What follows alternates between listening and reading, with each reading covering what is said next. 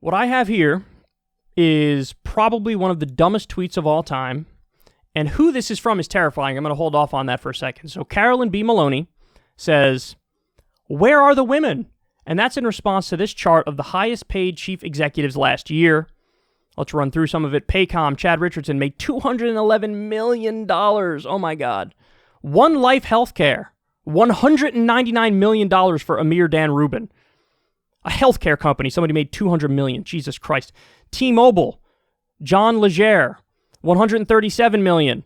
General Electric, Larry Culp, $73 million. Hilton, Chris Nassetta, $55.87 million. T-Mobile, Mike Seaver, $54.91 million. Formula One, Gregory Maffei, $47.12 million. Netflix, Reed Hastings, $43.23 million. Anyway, the list goes on and on. You could see it there. By the way, this isn't even really a totally accurate list. Apparently, the head of Blackstone financial company made like $600 million last year or something. So I don't know why they're omitting certain industries or certain sectors and not others. But anyway, I digress. The response from a congresswoman was, "Where are the women?"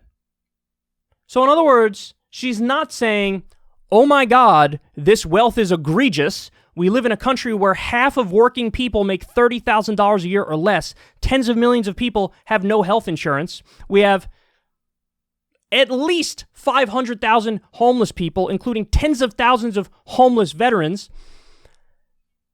Where are our priorities? What are we doing? This is insanity. This is insanity. How do we have this extreme wealth existing alongside a system where we have $1.6 trillion of student loan debt, where you start off behind the eight ball and you can't move forward because you're burdened by a debt?" She's not saying this is insane and we need higher taxes on the rich and better redistributive policies to give people a fair shot and make it more of a meritocracy. Her response is, no issue with the amount of money they're making. Where are the women? We need more diverse faces in this list of egregious income from executives. That's her argument. All right, are you ready for the devastating fact, which had me floored when I read this the other day? Carolyn B. Maloney is the chairwoman of the Oversight Committee in Congress. So it's a business-related committee, looks into waste, fraud, and abuse. The head of a business committee in Congress responded to egregious wealth numbers from executives at a time of historic income and wealth inequality. And her only response was, "Where are the women?" This is the Democratic Party in a nutshell. This is the corporate Democrats in a nutshell. It's the same as the hire more women guards tweet. Remember that? It's like, well, we're setting up these concentration camps. And instead of people who are supposed to be the left party saying, "Shut them down," the response is, "Hire more women guards." We've now diversified the intelligence agencies so we could overthrow democratically elected governments while being really inclusive.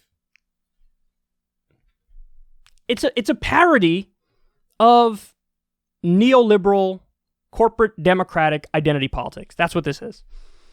But it's real. There's a lot of people who think like this, man. There's a lot of people. They don't care that neoconservatism is our foreign policy approach and imperialism is our foreign policy. But they don't care. It's just, well, do we have a good gender ratio for the people who are bombing the innocent people or not? Oh, gross, absurd, extreme income and wealth inequality? Well, do we have an equal number of women among the executives? Because if we do, that's awesome. That's what I want. If we don't, we got to fix that. Not, hey, let's raise the marginal tax rate and tax these motherfuckers and, give it in the form of pre-K or paid vacation time off or free college or healthcare. None of that. No. Just diversify, and then we're good. And you wonder why real lefties are so furious virtually all the time, and they feel like there's very little, if any, representation of our worldview.